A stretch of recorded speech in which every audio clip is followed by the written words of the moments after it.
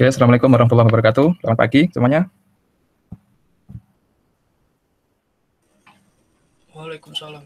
Waalaikumsalam pagi Ya, Pak. ya, selamat pagi ya. Masih sehat semuanya ya. Baik, kita Sehat Pak. ya siap.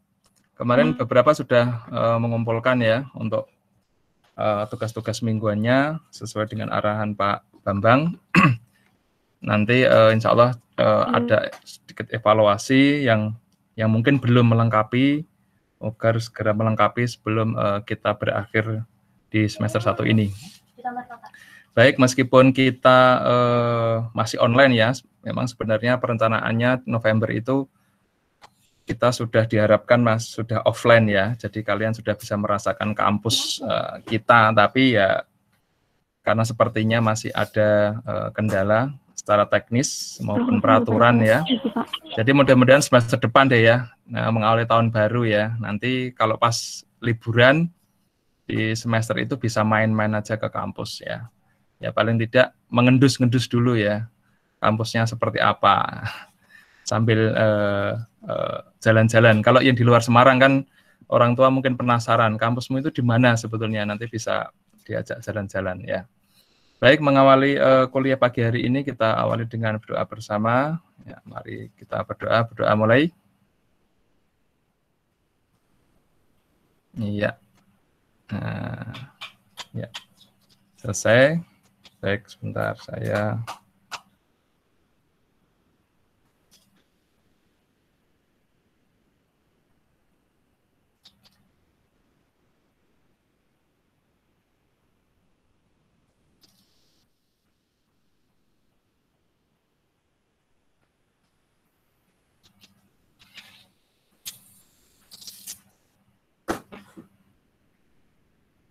ya, nanti ini kalau teman-teman yang bisa mengabarkan ke teman yang lain ya, di rombel lain, kalau misalnya pagi ini tidak sedang bentrok kuliah, bisa ikutan bergabung ya. Jadi tidak hanya rombel kita aja, tetapi bisa rombelnya Bu Isna, Pak Bambang, ataupun rombelnya dengan Pak Usni ya, itu bisa gabung juga. Jadi kita bisa belajar bersama-sama. Baik, ini kita akan mengawali hari ini dengan ya materinya yaitu imajinasi dan kreativitas ya. Kira-kira apa sih imajinasi dan kreativitas ini ya? Jadi apa? Siapa yang bisa jawab imajinasi itu apa? Kira-kira imajinasi itu apa? Imajinasi. Bedanya dengan kreativitas itu apa? Ada yang tahu imajinasi dan kreativitas? Imagine itu membayangkan ya, imajinasi, membayangkan. Ya. Lalu lebih real mana imajinasi dengan kreativitas menurut Anda?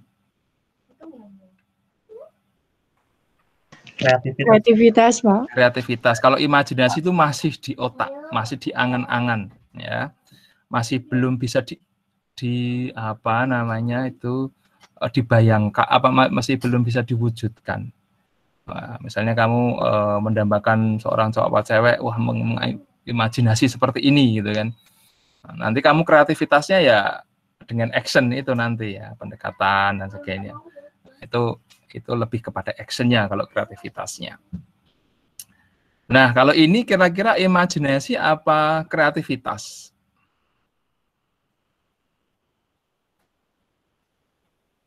Kalau Anda melihat ini. Imajinasi, Pak. Imajinasi. Sebetulnya ini sudah menjadi sebuah kreativitas karena Anda bisa melihat, orang lain bisa melihat. Kalau imajinasi itu masih di otaknya si perancang. Ya enggak? Masih dibayangkan oleh si perancang. Ini Anda sudah bisa menikmati kan orang lain. Ya, efek dari kreativitas itu bisa dinikmati orang lain. Ya, bisa ya dipahami orang lain. Itu efek kreativitas. Tapi kalau imagine gitu kan, itu tidak semua bisa menangkap ya. apa yang dibayangkan oleh si kreator. Oke.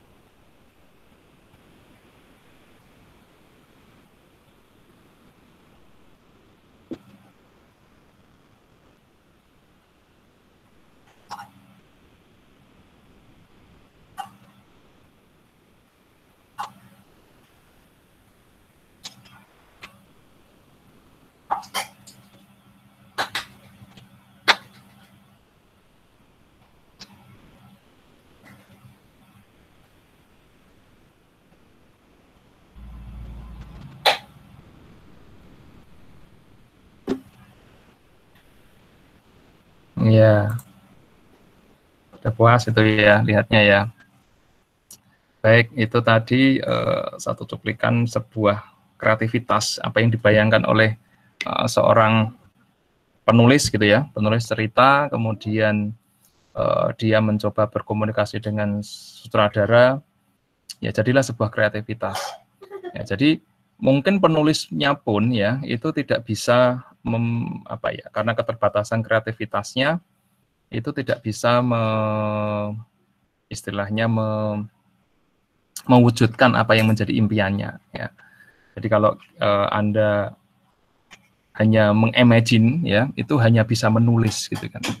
Seperti halnya penulisnya Harry Potter itu juga dia hanya membayangkan, dia menulis begitu kan. Jadi imajinnya itu diwujudkan dalam sebuah tulisan gitu kan, sebuah konsep. Sehingga nanti ketika dia harus memvisualisasikan dalam sebuah kreativitas, ya nanti ada orang yang memiliki kompeten itu yang akan mewujudkan kreativitas itu. Nah, bagaimana dengan arsitek begitu kan? Kalau Anda calon arsitek, Anda tentu harus memiliki modal besar terhadap imagine itu. Karena Anda seorang aktor di balik layar itu ya. Nah, seorang sutradara, bahkan Anda mensutradari sendiri gitu kan. Bagaimana bentuk bangunan, bagaimana bentuk sebuah ruang, itu harus Anda miliki modal itu. Kalau Anda nggak punya modal ya namanya Anda tukang, ya, yang mengeksekusi saja. Tapi Anda dicetak menjadi seorang arsitek, gitu kan. Arsitek itu orang yang meng-create, ya. Modalnya meng-create itu ya Anda harus banyak membuka wawasan ya. Tidak hanya mengandalkan bekal otak Anda saat ini saja gitu kan. Itu bisa belajar kok ya.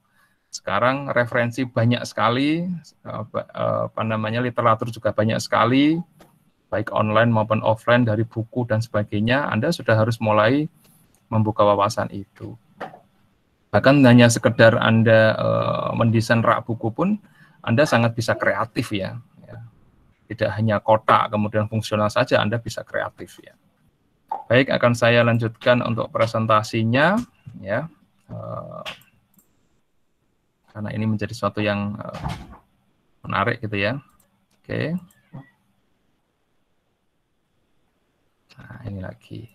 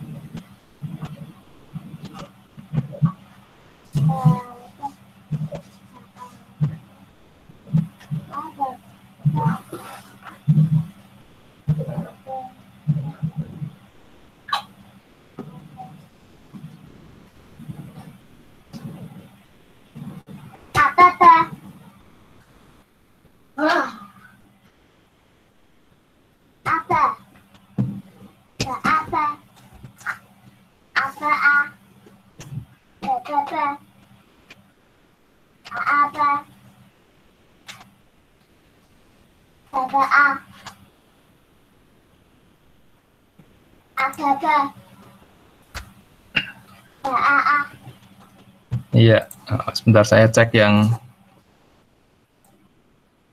ini. Oke, semua sudah masuk ya, tanpa otomatis ya.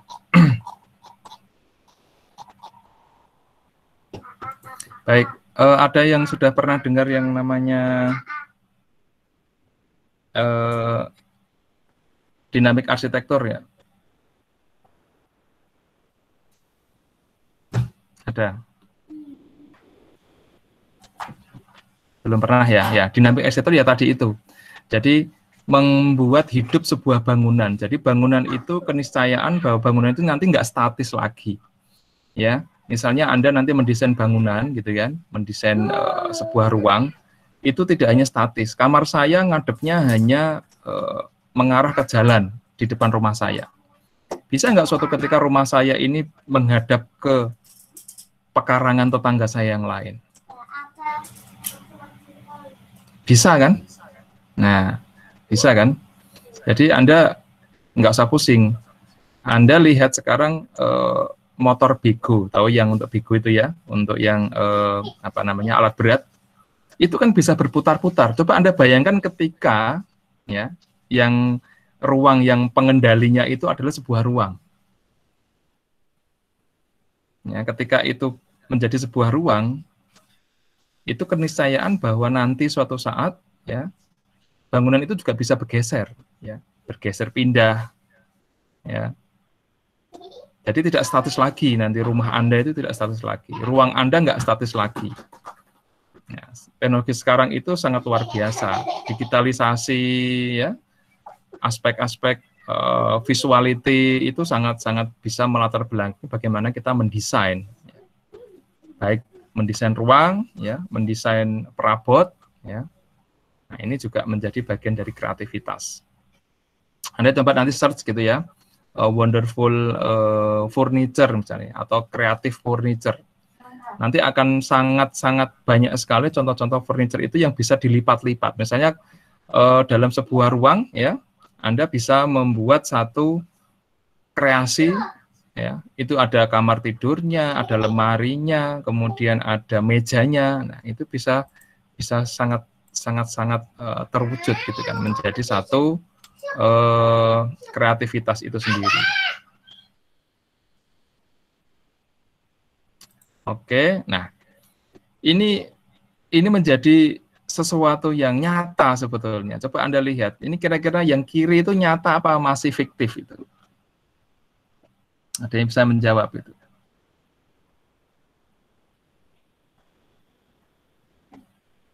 Yang kiri itu kira-kira fiktif apa nyata? Yang nyata yang mana nih? Kanan. Yang kanan. Yang tengah kira-kira nyata apa enggak yang tengah itu? Nyata. Nyata. Kira-kira yang tengah itu bangunan apa sih? Kenapa kok nyata? Bener nggak bisa seperti itu? Kalau yang kiri,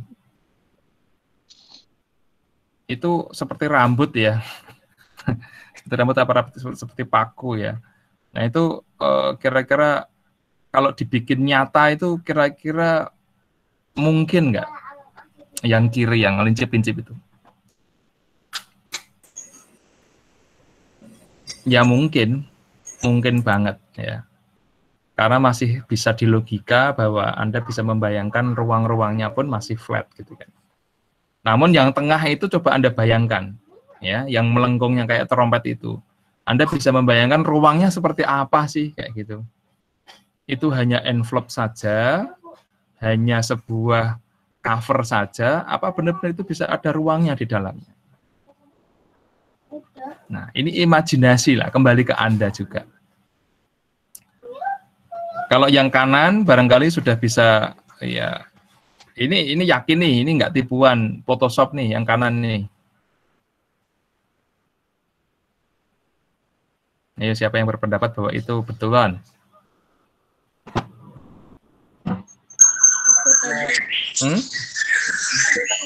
Betulan apa kira-kira editing itu yang kanan itu?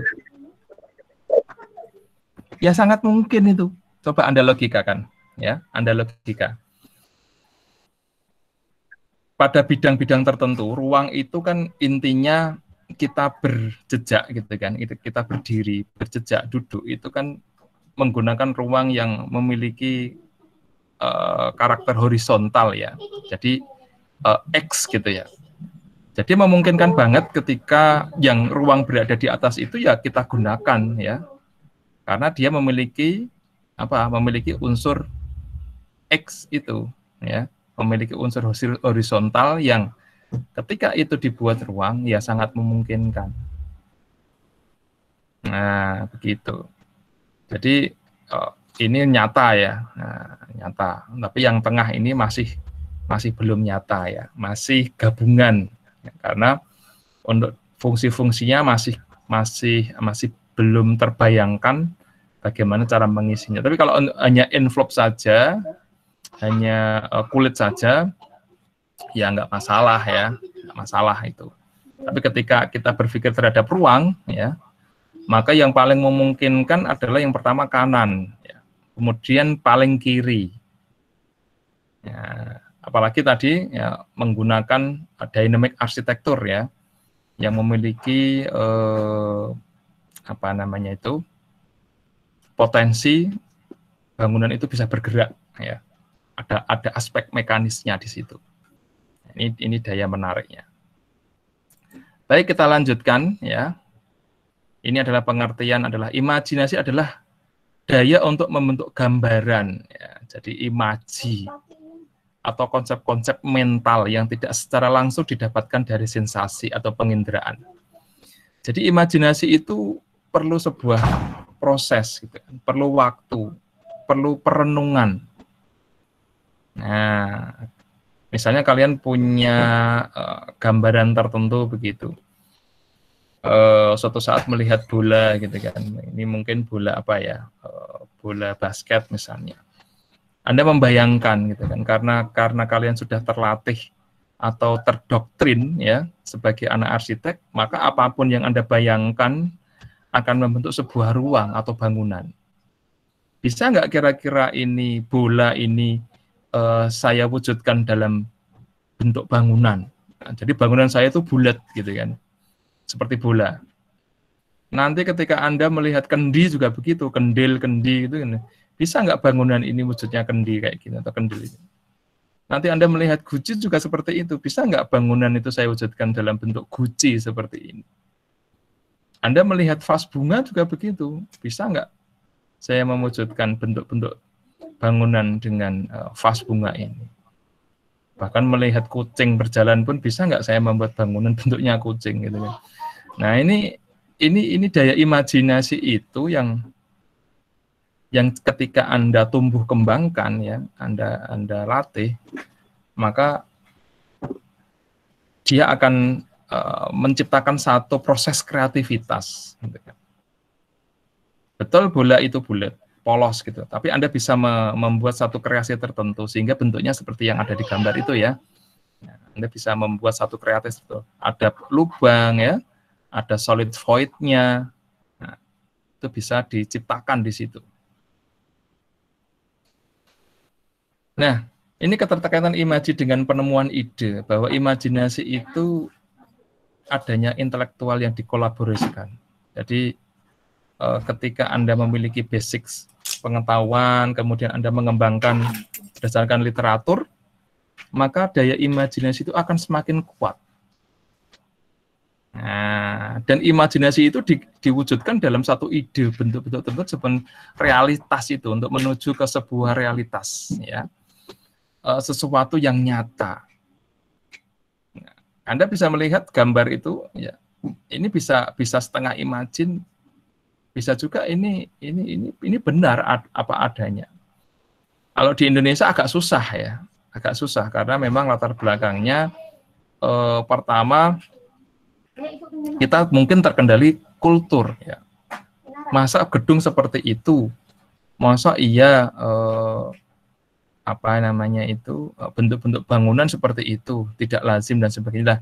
Ini sebetulnya yang sedikit demi sedikit mengikis apa yang dinamakan kreativitas. Jadi imajin kita itu akan terbunuh oleh hal-hal yang sifatnya formal ya, batasan-batasan formal. Ketika itu formal itu dibuka, ya disingkirkan, kemudian kita mencoba berkreasi apapun gitu kan. Bahkan saya mendorong di SPA itu Anda memiliki kreativitas lebih ya. Merancang rumah arsitek itu tidak sekedar ada box, ada segitiga, kemudian ditumpuk saja. Rumah arsitek itu harus kreatif. Proses kreativitas itulah yang sebenarnya adalah wujud dari imajinasi Anda. Ya. Ini keterkaitan imaji dengan penemuan ide. Nah, dalam berarsitektur juga seperti itu. Bagaimana Anda mampu mengkomunikasikan gagasan atau ide. Anda nggak hanya bundet saja di otak gitu ya, dibayangkan, tapi cobalah berkreasi.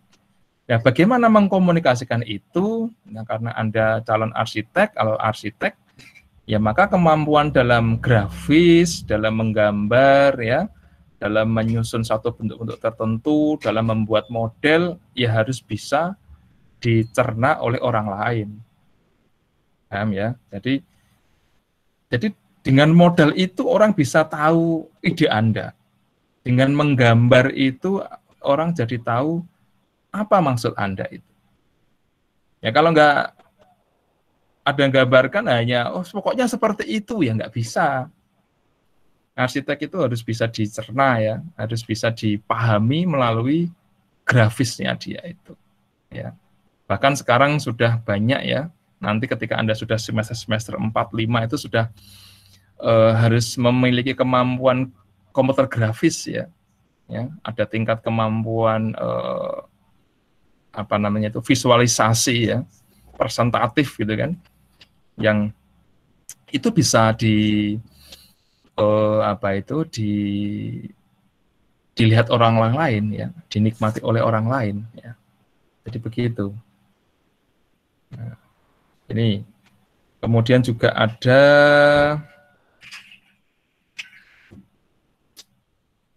ini ya, apa namanya ini, penerapannya ya, penerapan pemikiran rasional ya, understanding. Kemudian ada konsepsi keindahan. Jadi tidak hanya memikirkan satu imajin tertentu gitu kan, tetapi Anda juga harus memikirkan satu bentuk-bentuk yang indah. Bentuk-bentuk yang indah yang bisa membuat bentukan itu jadi menarik. Ya. Kemampuan melihat ini adalah the way of saying, ya. Ada sensibility, paham, orang jadi paham bagaimana penerapannya nanti kira-kira. Maka ketika Anda visualisasi, biasanya dia akan mencari lokasi-lokasi yang real ya. Seperti tadi yang gambar di depan itu tadi kan, antara gabungan antara real ya, lokasi kota, kemudian imagine-nya adalah building-nya itu sendiri. Sebenarnya building-nya nggak ada, belum ada. Tetapi si kreatornya itu mencoba bagaimana sih kalau building yang saya rancang itu saya tempatkan di area tertentu.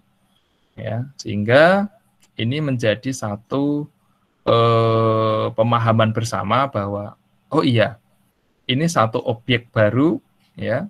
Saya bisa menilai, saya bisa memberikan satu feedback atau tanggapan terhadap objek baru ini. Ya. Ini kalau si kreator atau arsitek itu nggak mampu memberikan satu bentuk-bentuk kreativitas yang bisa dilihat, ya hanya di otak aja, hanya bisa bercerita. Nanti seperti ini. Nah, nggak paham orang, maka ya sudah bentuknya seperti ini akan saya letakkan di sini. Silahkan memberikan feedback. Ya, silahkan memberikan satu penilaian. Ini kemampuan grafis ya, kemudian ada teksnya, bahkan kemampuan dalam bercerita. Jadi arsitek itu tidak hanya mampu dalam mengimajin, mampu dalam mensketsa, menggambar ya, kemudian animasi, tapi dia harus punya kemampuan bercerita. Bercerita tentang bagaimana objek yang dia rancang itu. Nah, seperti saya saat ini ya, saya mencoba menceritakan bagan-bagan ini. Bagan-bagan ini ketika Anda baca sendiri, mungkin persepsinya akan berbeda. Ya, Anda mungkin malah males gitu kan, apa ini cuman bagan. Tapi ketika Anda melihat video ini ya, ataupun melihat presentasi ini, Anda akan mencoba paham ya, step demi step. Oke. Nah, konsepsi keindahan ya, ini merupakan dunia arsitektur. Mutlak harus ada ya. Anda merancang itu harus indah karena ini menjadi tuntutan hasil akhirnya itu seperti itu. Kemudian di sini ada pemahaman spirit of nature-nya seperti apa ya, kejiwaan manusia, kemudian kembali ke alam, ke ruang ya. Nah, ini yang bisa menjadi background ataupun latar belakang bagaimana sebuah karya arsitektur itu terbentuk ya. Jadi harus ada satu cerita tertentu. Harus ada roh yang bercerita. Katakanlah gambar yang ada di samping itu apa gitu kan. Anda membayangkan ada dua bangunan yang saling bergelut begitu ya, saling mengikat satu dengan yang lain.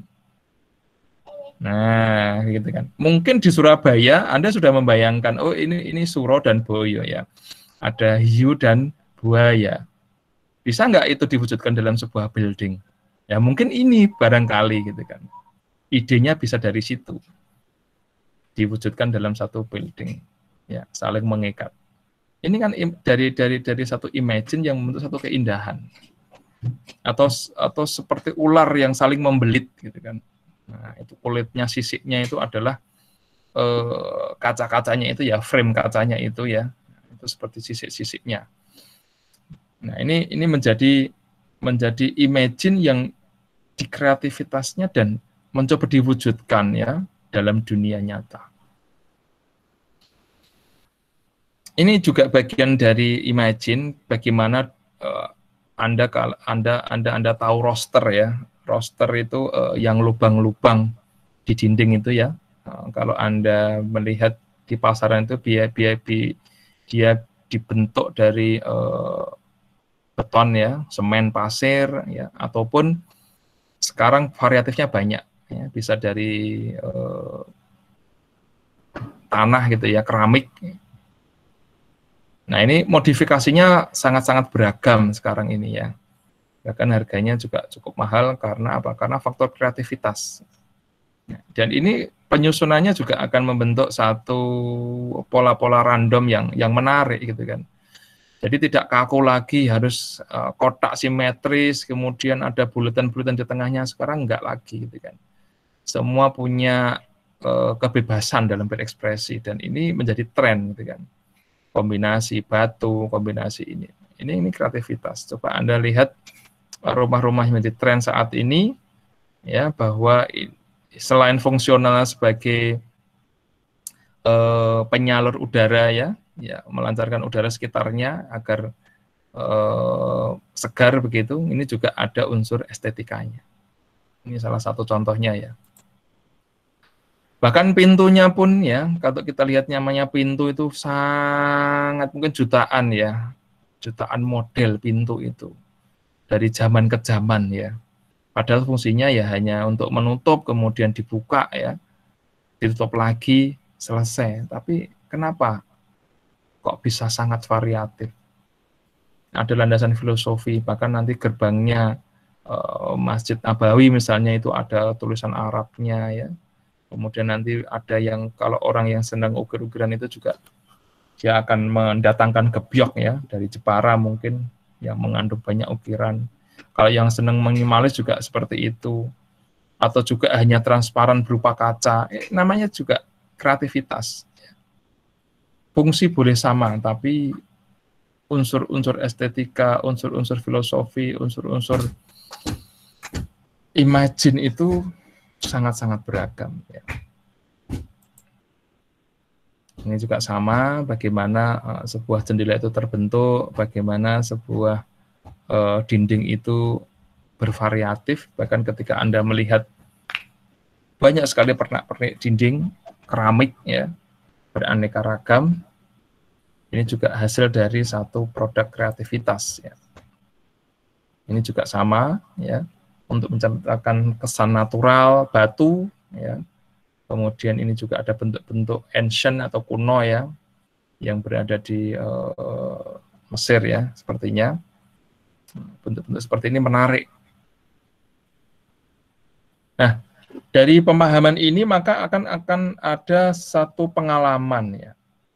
Jadi ketika Anda banyak melihat, banyak jalan-jalan ya. Jadi nanti kalau Anda jalan-jalan itu jangan hanya produk pernak-perniknya, tas, sumpet dan sebagainya, tapi coba lihat kreativitas apa yang muncul di sebuah ruang itu, di sebuah lorong itu, di sebuah bangunan itu apa yang muncul?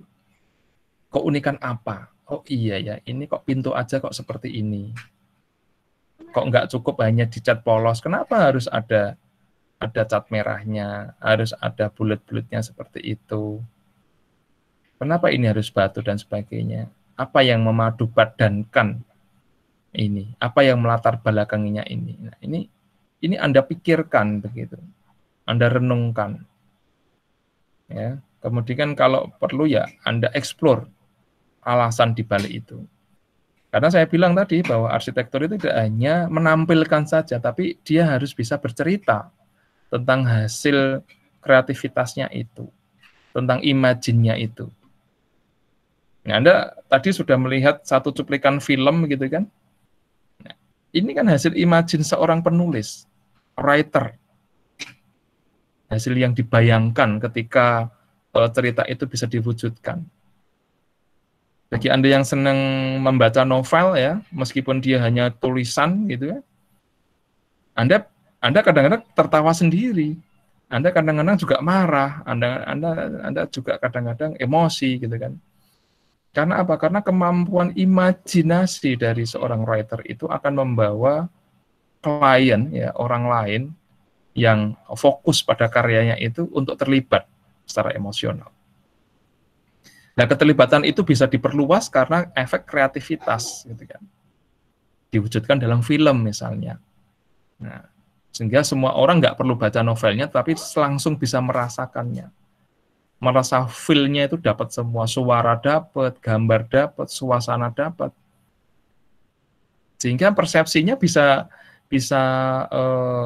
disatukan dalam satu wujud kreativitas itu. Nah, demikian pula karya arsitektur.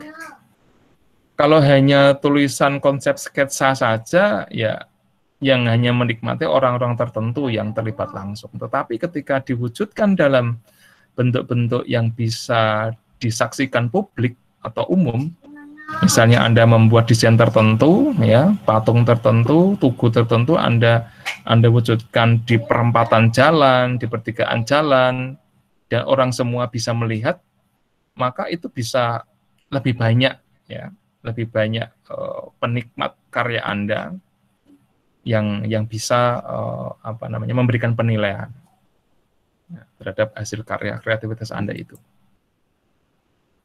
Nah, ini ya, dunia arsitektur yang penting untuk dikembangkan adalah yang pertama berpikir terhadap gambar, ya. Jadi bagaimana mewujudkan apa yang menjadi konsepsi pikiran Anda itu untuk diwujudkan dalam sebuah bentuk-bentuk karya arsitektur, gambar.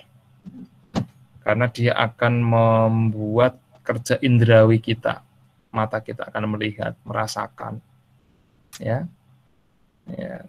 Jadi tidak wujudnya naga ya seperti itu.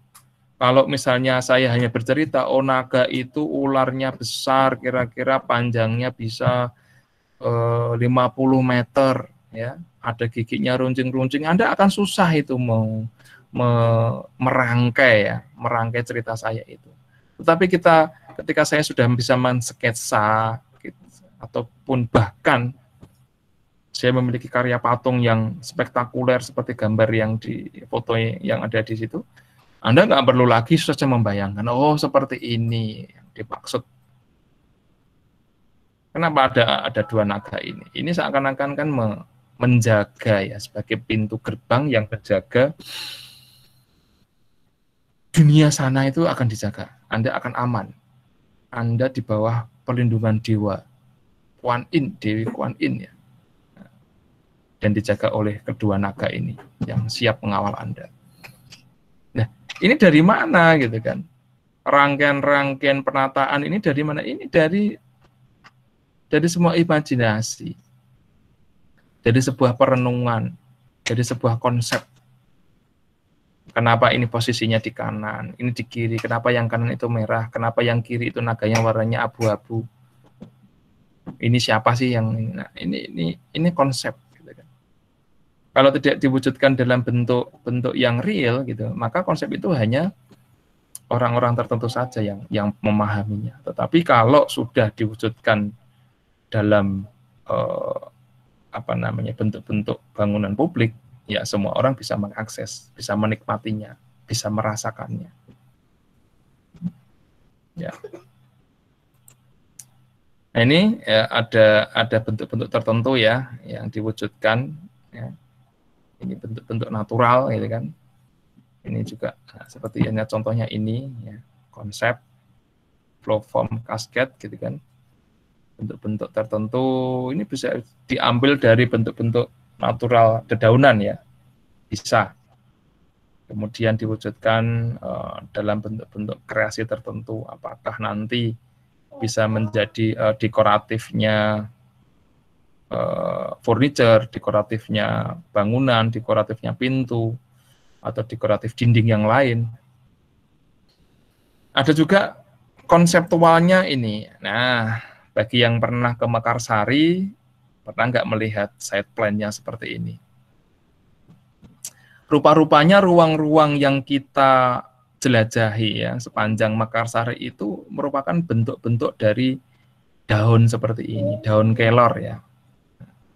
Ini daun kelor, coba Anda lihat daun kelor seperti apa, atau daun melanding ya. Jadi wujudnya seperti itu sebetulnya kalau kita lihat ya dari side plan-nya. Atau kalau misalnya kita bisa lihat pakai drone ataupun pakai Google Earth, Makarsari, maka rupanya ini ada konseptual gitu kan, berupa tanaman. Jadi satu tangkai ya, satu tangkai di sini, kemudian dia akan bergerak ke lebih kecil ya, dari batang ke tangkai ya. Ini ada daun-daunnya, dan setiap daun ini merupakan zona-zona ya. Ini koleksi tanaman buah. Jadi ini apa, duren, ini jambu, ini jeruk dan sebagainya. Jadi ini menjadi satu konseptual. Dan cabang yang lain juga seperti itu ya, akan ada koleksi tanaman buah yang lain ya. Ini rupanya tidak asal begitu ya, tapi menjadi satu rangkaian konseptual. Ya. Baik, ini contoh ya. Kemudian untuk metode pemahaman ya, bahwa proses internal itu dari arsitek sendiri ya, dari pemahaman itu dia karena banyak melihat, banyak merenung, banyak memahami. Seperti halnya nanti ketika Anda sudah di sela-sela tidak kuliah ya, Anda lihat fenomena yang ada. Apa yang bisa saya rancang? Apa yang bisa saya pahami terhadap satu kreativitas? Coba lihat Instagram orang-orang yang kreatif menjual online itu sangat kreatif ya, toko-toko online itu. Jadi Anda sudah mulai membangun kreativitas. Jadi kalau ingin membentuk sesuatu itu ya jangan yang normal saja. Anda diminta membuat vas bunga ya normal melengkung seperti itu ya. Jangan. Anda sudah harus mulai kreatif gitu kan. Bagaimana membuat satu vas bunga yang ini beda dengan yang lain. Karena ini memang betul-betul jualan kita ya. Jualan arsitek itu ya kreativitas itu yang bisa dipahami. Ya, ataupun ya memiliki daya imajin yang sangat besar di situ. Nah ini, arsitek kemudian mewujudkan dalam satu gambar, wujud arsitektur. Nah, kemudian di sini juga aspek kolaborasi, ketika arsitek itu sudah bisa menentukan satu imajin, kemudian dia mencoba membuat satu gagasan desain. Kita ingat lagi tadi video di depan ketika ada yang namanya dynamic arsitektur. Apakah arsitek itu mampu semua? Enggak, gitu kan. Arsitek itu hanya sebagai tokoh kunci bagaimana bangunan itu terwujud. Tapi bagaimana mewujudkannya secara nyata, dia harus berkolaborasi dengan banyak tenaga ahli. Tenaga ahli sipil, strukturnya gimana sih bangunan itu bisa dibentuk? Kemudian tenaga ahli mesin, bagaimana sih itu bisa berputar? Misalnya ada lagi lingkungan, ahli lingkungan, bagaimana bangunan itu mempengaruhi lingkungan sih di sekitarnya, apakah memiliki efek negatif ataupun memberikan kontribusi yang positif. Jadi tidak sendiri Anda nanti ketika Anda merancang, bahkan minimal Anda punya gagasan awal, gagasan pokoknya dari Anda, kemudian Anda mencoba mengkolaborate ya dengan banyak teman-teman yang memiliki kompetensi ataupun keahlian di bidang yang mendukung itu. Nah, perkembangan teknologi dewasa ini bisa mengarahkan perkembangan dunia itu kepada teknologi ruang maya. Ya. Nah, Anda sekarang sangat-sangat bisa begitu ya menciptakan, bahkan ya ketika kita membuat background zoom dan sebagainya itu kan seakan-akan kita berada di ruang mana gitu kan. Oh, saat ini saya berada di pantai, saat ini saya berada di apa itu namanya, di ruang perkantoran. Suatu saat juga Anda begitu gitu kan. Ketika Anda bosan kamar Anda harus seperti apa, ya sudah ciptakan ruang virtual ya. Wah, saya ingin tembok saya polos salah satu hanya karena saya ingin merasakan sisi lain kamar saya. Nah, terus Anda membuat satu sisi ruang itu seakan-akan berada di pantai. Kemudian Anda foto ya. Anda posting, kamar saya berada di pantai. Saya pura-pura lari-lari, ternyata ya hanya di situ aja. Gitu. Itu kemampuan virtual. Wah, saya berada di puncak gedung, santai. Ternyata juga virtual juga. Nah, inilah yang saat ini sangat-sangat memungkinkan gitu kan.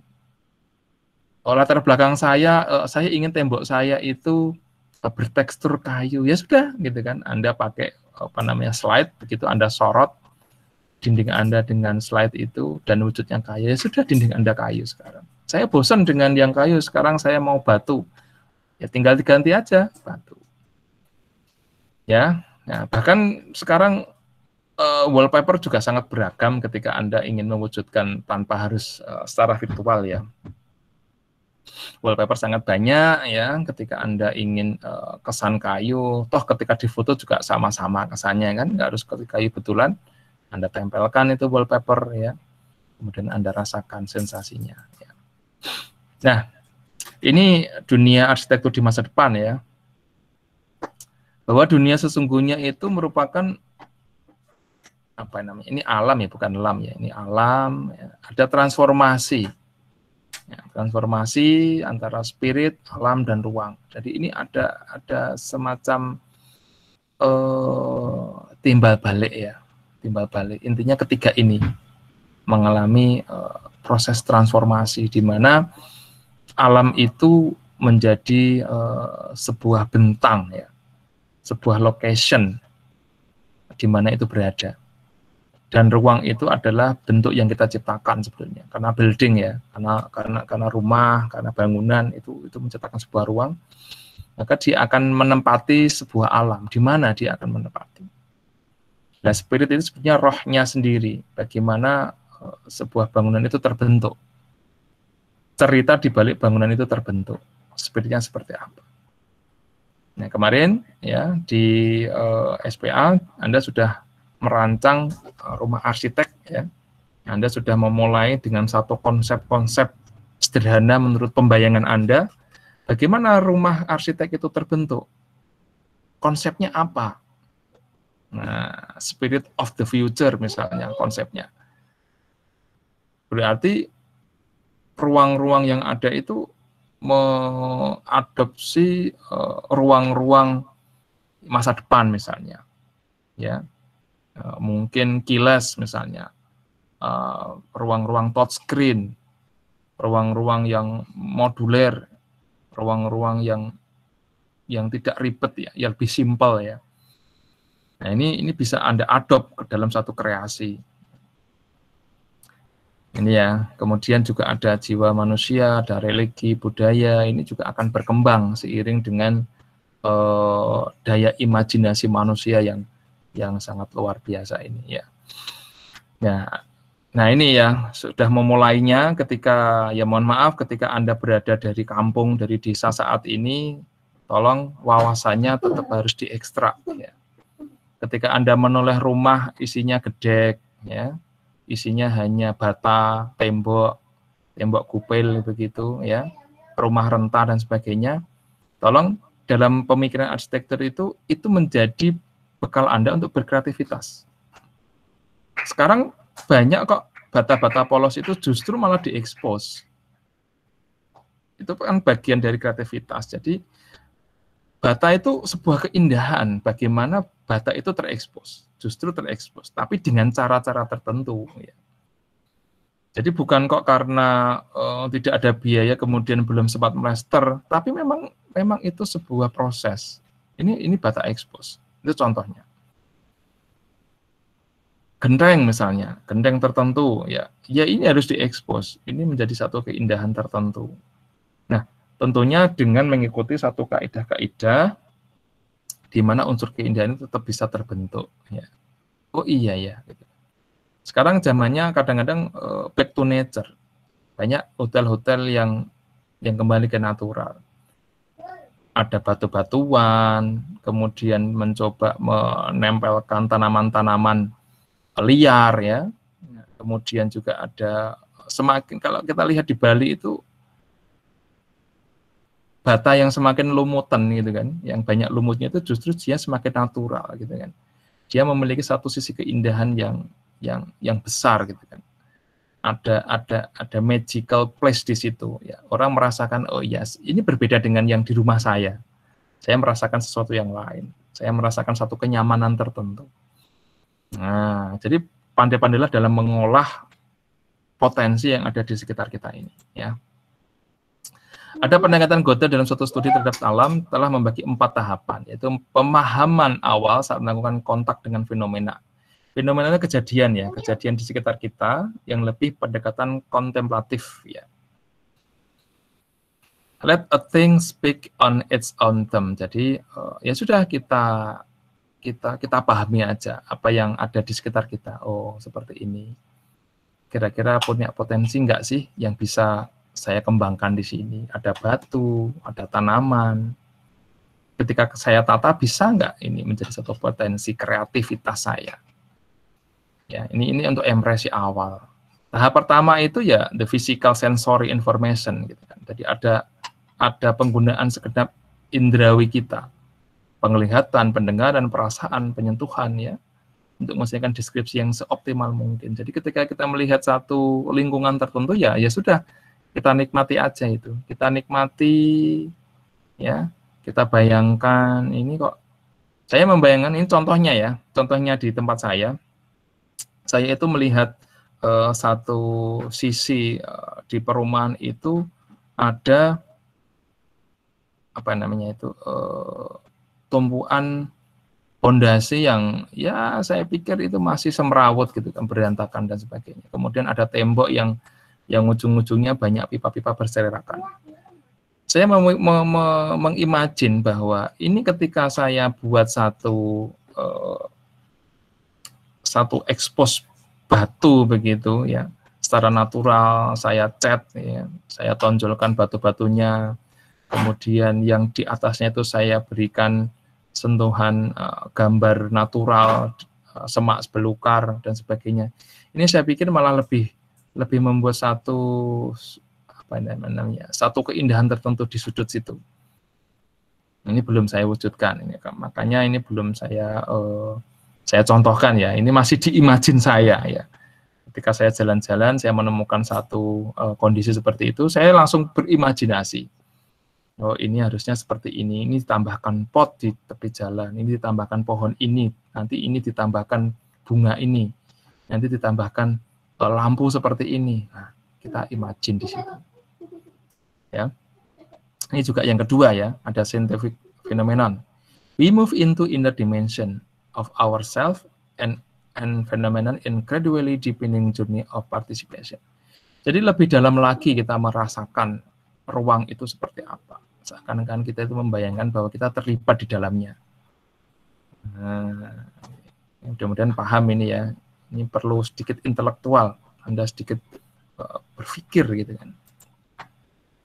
Ada gestur ya, proses intensifikasi atau destilasi fenomena yang membawa pada penemuan gestur sebagai indikasi dari intention ya. Dalam tahap ini diperlukan keterlibatan yang dalam antara fenomena ke dalam persepsi mental, estetik dalam diri manusia. Nah, ini intinya keempat juga seperti itu. Ketika keempat, intinya Anda punya background knowledge. Intinya Anda banyak membuka referensi, Anda banyak membuka contoh, Anda bisa membuka YouTube, membuka referensi literatur apapun, sehingga Anda punya background knowledge. Kalau tidak dilatih itu ya melihat lingkungan ya biasa aja. Biasa. Melihat taman terbengkalai ya biasa, bukan urusan saya. Melihat bongkaran-bongkaran monumen ya biasa. Ini harus dilatih ya, nggak boleh ya anak arsitek cuek seperti itu. Minimal paling tidak ada respon ya. Respon imagine itu harus ada respon. Seperti itu. Nah, ini ada ibaratnya ada skema kesetimbangan manusia alam ya. Ada yang pertama itu di atas sudah Tuhan ya. Tuhan, kemudian ada kolbu, rasa akal ya. Di hati dan otak ya. Jadi ini yang bisa diolah ya, diolah di sini ya. Imajinasi, kemudian ya, ujung-ujungnya ke Tuhan juga ya kan. Nah, apa yang kita rasakan itu sebetulnya bisa diolah gitu kan, ataupun bisa terbatasi oleh statement-statement statement keagamaan. Misalnya kita nggak boleh, kalau dalam Islam nggak boleh membayangkan wajah Nabi seperti apa, ya, nggak boleh gitu kan. Itu ada batasan-batasan. Kemudian membayangkan juga surga, membayangkan neraka. Ya iya, itu hanya membayangkan, tapi sebetulnya secara imagine juga itu hanya batasan-batasan permukaan, karena memang sesungguhnya surga dan neraka itu tidak terbayangkan ya. Tetapi ketika kita mencoba men-statement bahwa oh ini surganya para ini, ya intinya bahwa surga itu menyenangkan aja. Ketika Anda merasa senang dengan sesuatu, ya itu dianggap surga. Ya, ketika Anda melihat sesuatu yang tidak menyenangkan, itu dianggap neraka. Nah, ini filosofisnya seperti itu saja. Hanya sampai seperti itu. Tapi bagaimana bentuknya dan sebagainya, itu untouchable ya, tidak bisa kita sentuh atau kita bayangkan. Ya, ini ada pengertian akal, rasa, dan kolbu ya. Ini ada oleh pikir ya, mempelajari ilmu alam, ilmu pengetahuan, teknologi, filsafat, dan lain-lain. Kemudian rasa, nah ini yang membedakan ya. Kalau di dunia teknik sipil ini barangkali hanya akal. Tapi kalau di dunia arsitek, karena arsitek itu tidak hanya teknik saja, tapi ada seninya, maka olah rasa itu sangat menentukan bagaimana kita berkreasi. Kemudian kolbun ya, impresi ketiga. Ini juga menjadi dorongan spiritual bagaimana kita berkreasi. Semangatnya itu ya, dari kolbu itu. Oke, terima kasih atas perhatiannya. Ini sedikit sharing ya. Mudah-mudahan menggugah daya kreativitas kita bersama ya, sehingga Anda juga memiliki spirit ya. Tidak hanya di level-level kecil gitu. Coba Anda merasakan bahwa kita itu nanti akan membuat sesuatu yang besar.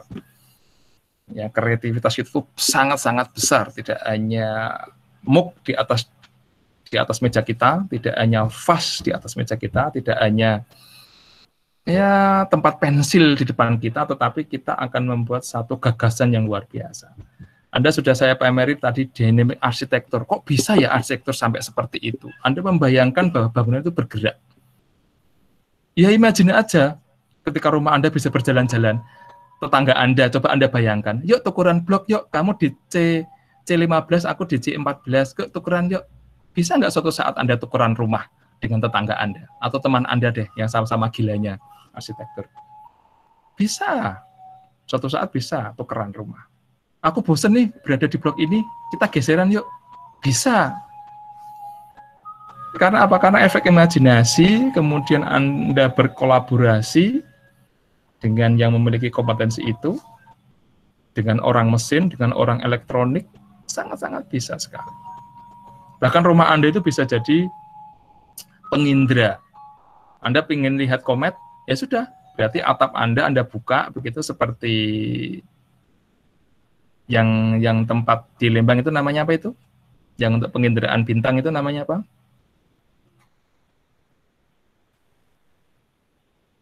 Namanya apa? Nggak tahu. Yang enggak, itu kan Bosca kan namanya itunya. Namanya apa itu? Ya itulah untuk Bosca itu namanya tempat atau namanya gedungnya itu, tapi namanya apa itu ya? Ya itulah ya. Itu bisa saja rumah Anda menciptakan seperti itu. Jadi Anda setiap hari itu kalau mau tidur di bawah langit-langit gitu kan, di bawah langit betulan, bisa melihat bintang, bisa melihat bulan, ya. Bahkan mobil kan sudah ada sunroof-nya kan. Ya, ada sunroof dibuka. Nah, nanti rumah Anda juga bisa seperti itu, imagine. Kalau rumah Anda berada di tepi sungai, ya Anda kaca buka ya. Dibuka lebar kacanya, Anda bisa merasakan gemercik sungai, seakan-akan Anda di situ. Ada ular lewat, permisi, nanti ada celeng lewat, permisi, gitu kan. Ya. Ada maling lewat juga permisi, gitu kan. Kalau malingnya lewat sungai, gitu kan. Ya. Oke, begitu ya. Silakan merespon atau menanggapi atau bertanya. Sudah clear? Ya. presentasi saya full 1 jam ini ya. Oke, ada yang kuliah jam 9 ya nanti ya? Nggak ada ya? Oke, kalau nggak ada, mudah-mudahan ini bisa menjadi resapan Anda, menjadi bagian dari ilmu Anda, menjadi sesuatu yang bermanfaat. Terima kasih atas perhatiannya. Kita tutup dengan bacaan hamdalah bersama-sama. Alhamdulillahirabbil alamin. Terima kasih atas perhatiannya ya. Nanti insya Allah kalau ada kesempatan lagi kita bisa kuliah bareng juga ya dengan rombel yang lain. Kita bareng-bareng menimba ilmu, diskusi. Saya harapkan tetap ada diskusi ya untuk masa depan yang akan datang. Ya, tidak hanya saya ngomel sendiri kayak seperti ini ya. Oke. Kita akhiri. Sekian. Wassalamualaikum warahmatullahi wabarakatuh. Thank you. Terima kasih, Pak. Waalaikumsalam. Waalaikumsalam.